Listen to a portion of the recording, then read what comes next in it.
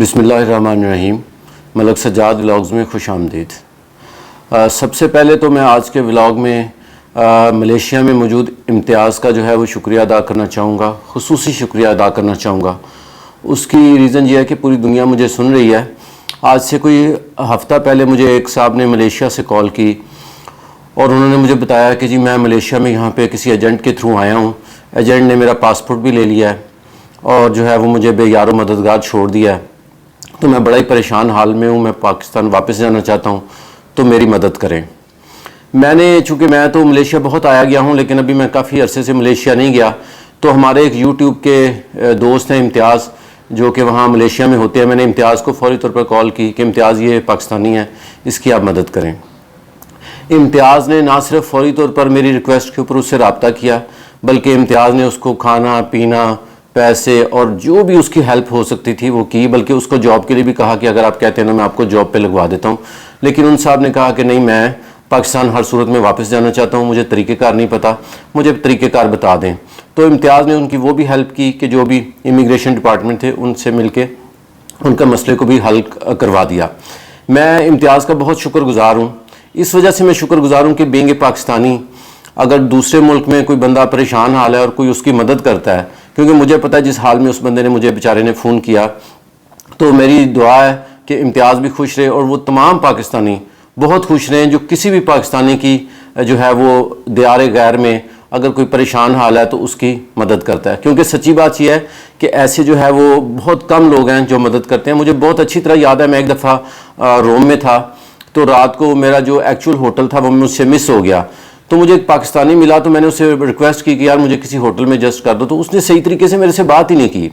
تو یہ ریالٹی ہے کہ بہت کم لوگ ہیں جو اتنے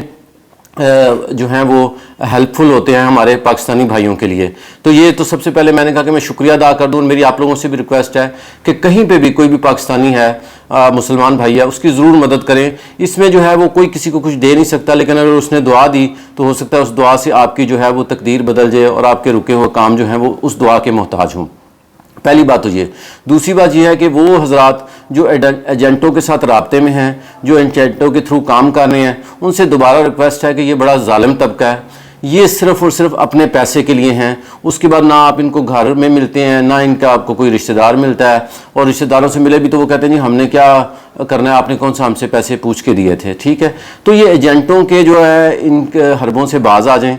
تھوڑی سی انفارمیشن لیں، تھوڑی سی لوگوں کے پاس جائیں، تھوڑی سی انفارمیشن لیں، تو آپ یقیناً فراڈ سے اور فراڈ کے بعد دوسرے ملک میں جو ہونے والی پریشانی ہے اس سے آپ بچ سکتے ہیں۔ کینیڈا وزٹ ویزے کے حوالے سے الحمدللہ پوری دنیا سے کالز آ رہی ہیں اور ہم نے یہاں پہ پاکستان سے بہت اچھا الحمدللہ ہم کام کر رہے ہیں، لیکن سب سے زیادہ جو کالز آئی ہیں وہ مجھے سعودی عرب، دبئی اور قطر سے آئی ہیں، اس کے علاوہ بہت سارے ممالک سے آئی ہیں، ساؤتھ افریقہ سے بھی ہیں، جاپان سے بھی ہیں، دوسرے کنٹریز سے، لیکن ان کنٹریز میں چونکہ پاکستانی زیادہ تو بہت زیادہ پاکستانی جو ہیں وہ کال کر رہے تھے۔ اس کے لیے میں نے کہا کہ میں جو بنیادی انفارمیشن ہے وہ میں دے دوں، کیونکہ جو سعودی عرب میں مقیم پاکستانی ہیں وہ بیچارے یہ کہتے ہیں جی ہم اگر یہاں کسی سے بات کرتے ہیں کہ یار ہم نے امریکہ کا ویزا لگوانا ہے یا کینیڈا کا ویزا لگوانا ہے، تو کیا ہوتا ہے کہ ہمیں کہتے ہیں 30,000 ریال جو ہے دے دو تو تمہارا ویزا لگ جائے گا۔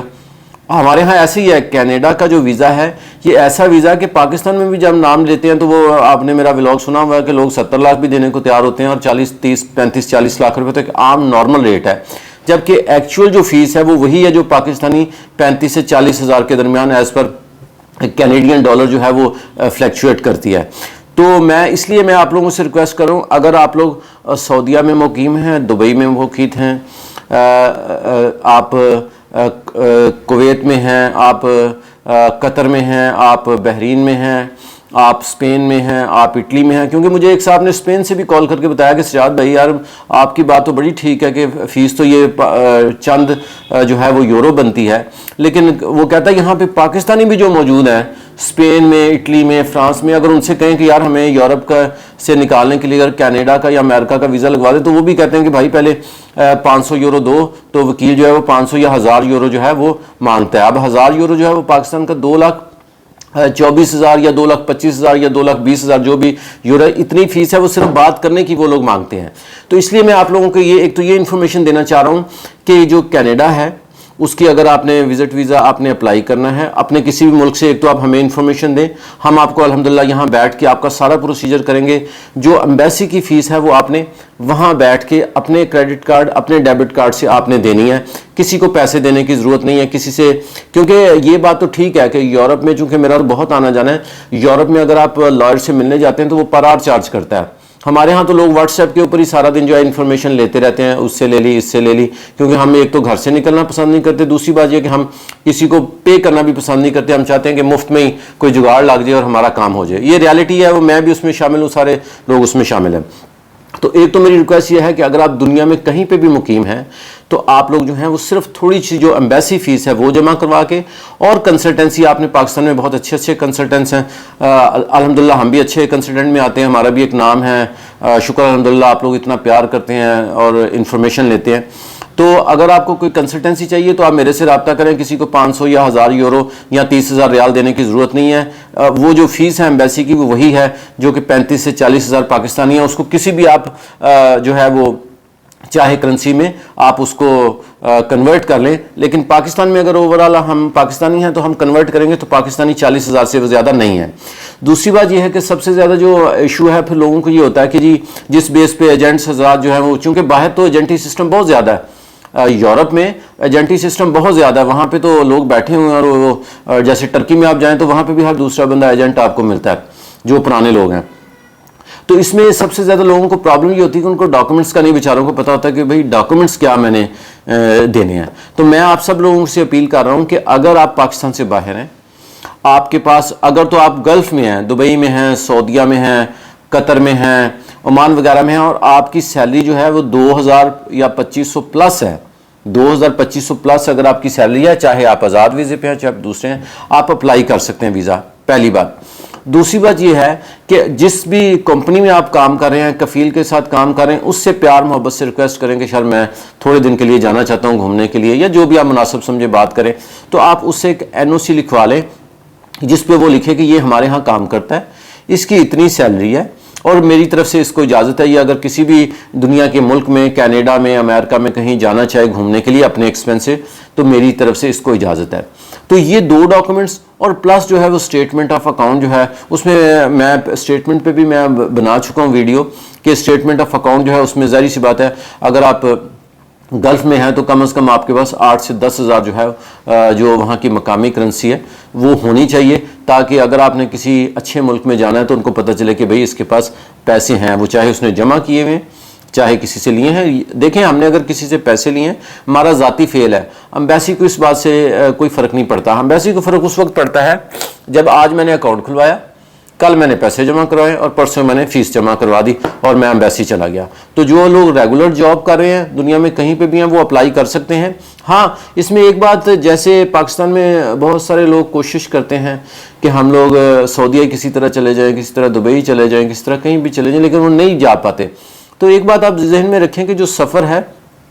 اس میں آپ کے جو مقدر ہیں، آپ کی جو قسمت ہے، اس کا بہت ایک عمل دخل ہے. زبردستی کوئی کسی کو سفر نہیں کروا سکتا، اور اگر اللہ نے مقدر میں سفر لکھ دیا ہے تو پھر ایک بہانہ ہی بننا ہے. وہ بہانے کی صورت میں ایک میری گائیڈ لائن بھی ہو سکتی ہے. کل مجھے بڑی خوشی ہوئی، ہمارے ایک کلائنٹس ہیں اسلام آباد سے، انہوں نے مجھے میسج کیا، انہوں نے کہا جی میں آپ کا بہت شکر گزار ہوں، آپ نے ہمیں فری آف کاسٹ جو ہے گائیڈ لائن دی اور ان کی وائف کا فرانس کا ویزا لگ گیا. تو میرے لیے یہ بڑی آنر کی بات ہے. پیسہ سب کچھ نہیں ہوتا، یقیناً پیسہ ضرورت ہے، لیکن یہ جو آپ کو پیار سے کوئی یہ کہہ دے کہ جی آپ نے میرے لیے یہ ہیلپ کی اور میرا کام ہو گیا، اس سے بڑا میرے نظر میں کوئی آپ کے لیے انعام نہیں ہے. تو میں ان کا بھی شکر گزار ہوں، اور میں ان تمام لوگوں کا شکر گزار ہوں جو